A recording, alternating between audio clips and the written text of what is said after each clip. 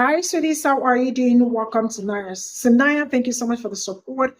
Hope you all are doing great. So I came across this video from this young man. So he was talking about how they have always been colonizers, like the worst colonizers, and also talked about how they have lied so much. And both of them are true because when you listen to this video, you definitely will understand where this young man is coming from. And the one thing I also love about him is that he's very fearless and he says it and tell them to cope, and they actually have to cope with it because everything he said right on point.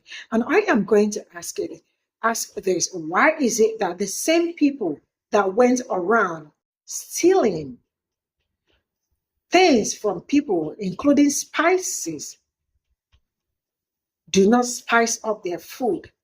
Because tell me how you went around all countries to take things, to colonize things from people, and the things you took from them, you are not using them. First of all, you should use them.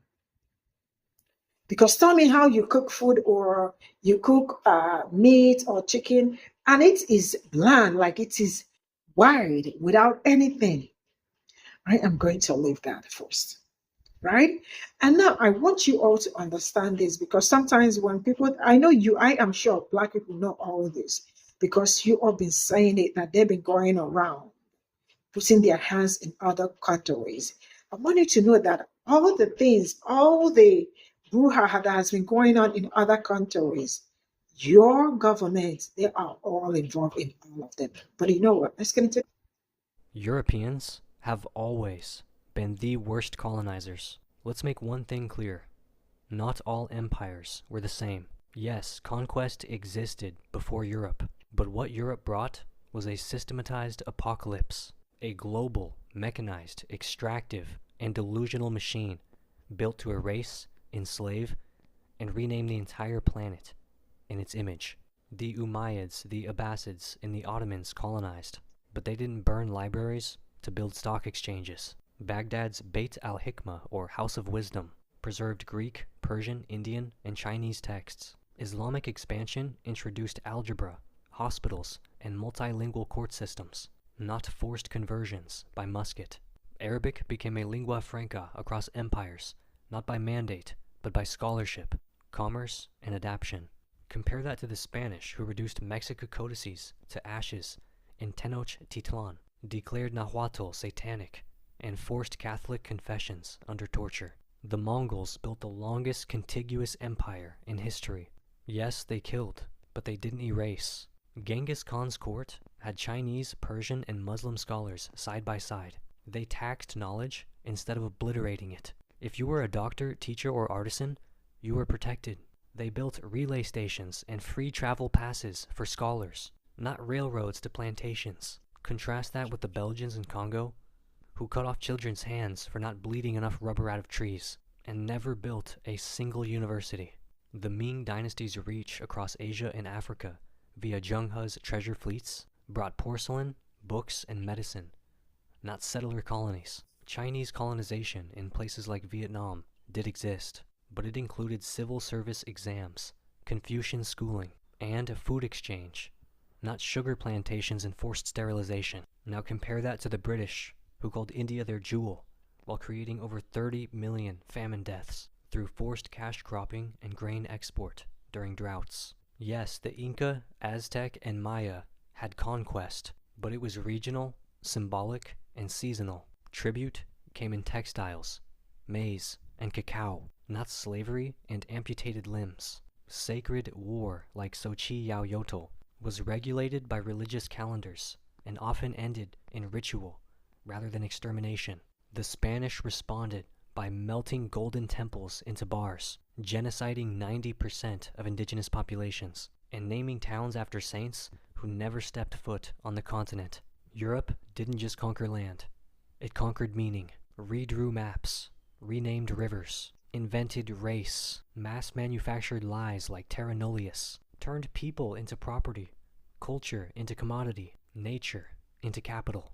And then after 500 years of bloodshed, they wrote textbooks, calling themselves explorers. No Islamic caliphate ever created a global insurance market for enslaved human cargo. No Mongol horde ever renamed continents burned genealogies, banned native languages, and then demanded tribute for the civilization they just annihilated. European colonialism wasn't just violent.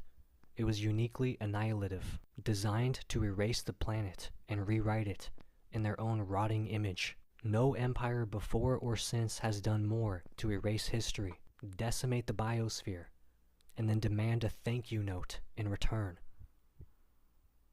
Cope.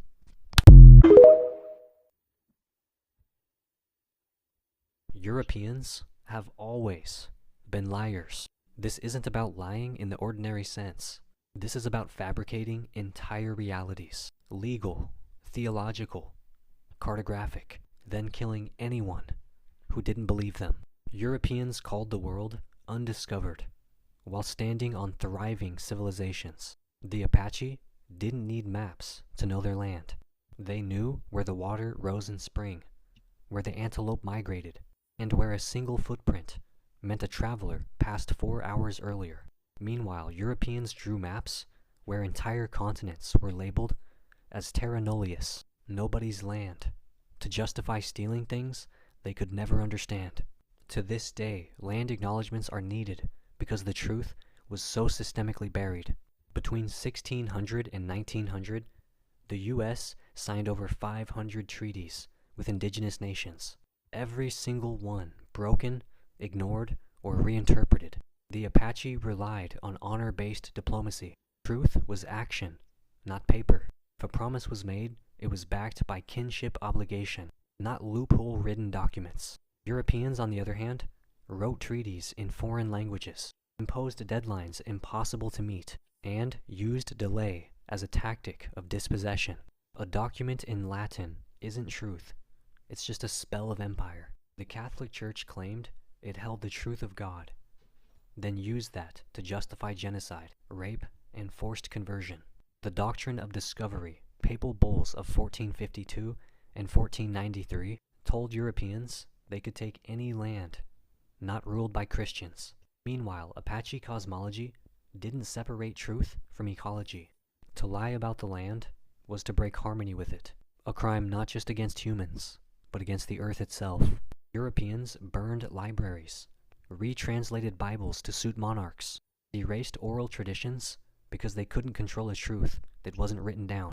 The so-called European Age of Enlightenment was founded on stealing, distorting, and rebranding global knowledge. They denied the circulation of blood until Harvey said it, though it was already known in Yoruba, Chinese, and Ayurvedic medicine. They claimed to invent inoculation, while Ottoman women, West African healers, and Quechua shamans had practiced it for centuries. The Apache knew the uses of over 500 plants in their region, while Europeans were still bleeding people to balance humors. Truth for Europeans was never about accuracy.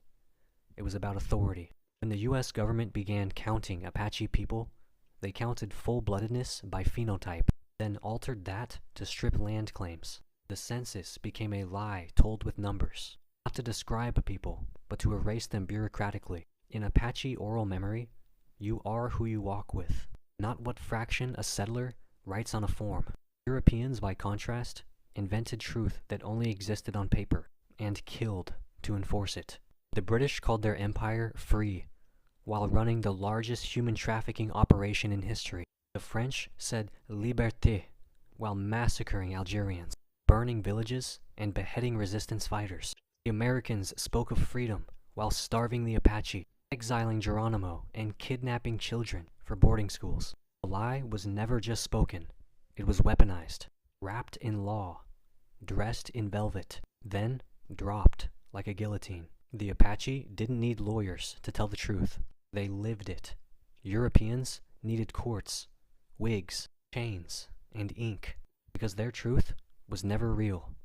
It was always written, reworded, and revised to maintain control. So when people ask why we don't trust the system, it's because the system was built by people who'd never told the truth a day in their history. Cope. This is all I got from this video, and they really do have to cope with you bringing up all this. Sincerely speaking, if you have been, if you know your history, you definitely will know that he did not lie. I am sure this is not going to be anything new when it comes to people that look like me, because I learned all this from you. So it's nothing new, right? It is in Canada. I'm not going to say it's new. I mean, like, I am feeling all the things these people have done, all the bad things that they have done to people that look like me and to my own people, because where I am African, I am Nigerian.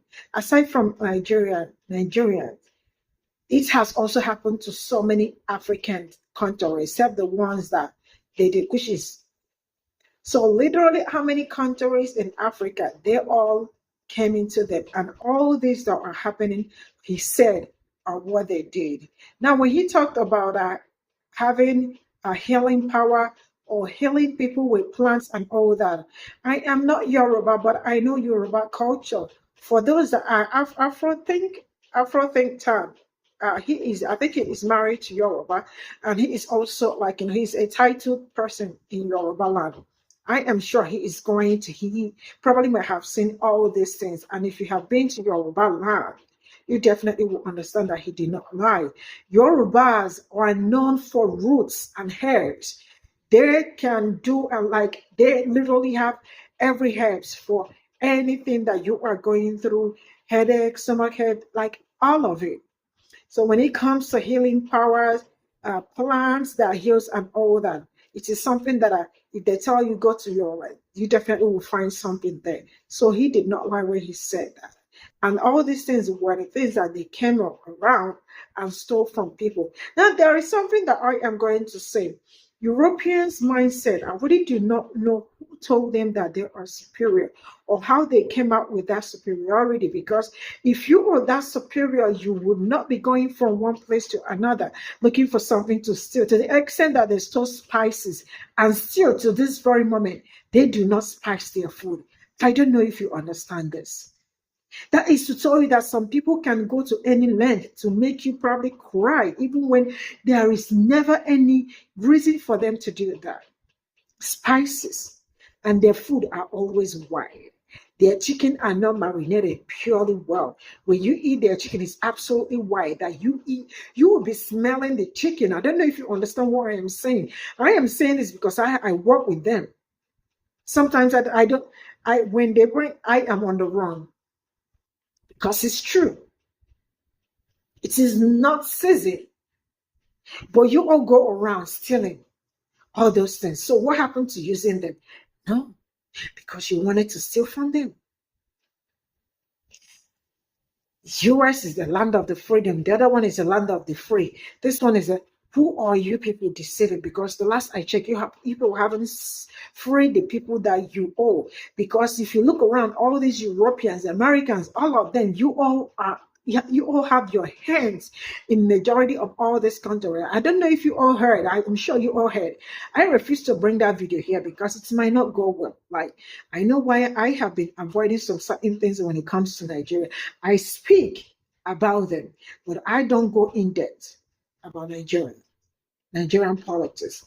I have my reason, and not until the time is right, I definitely will get into them fully loaded. If you all remember, there was a senator that once said, that was when US aid, when they were dismantling what, I don't know if it's a Pe0ple or something, what his name is. Maybe, I cannot remember, but I could look for it. He said that US aid were the ones that sponsored Boko Haram.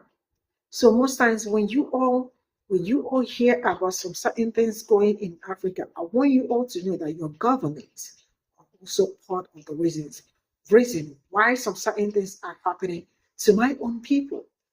Yes, they all have hands in them. But there is something that I have learned over time when it comes to all of these people. Do not listen to what they are saying. Watch their actions, not their words. All right, I'm going to draw the curtain here and see you all in my next video. Bye for now.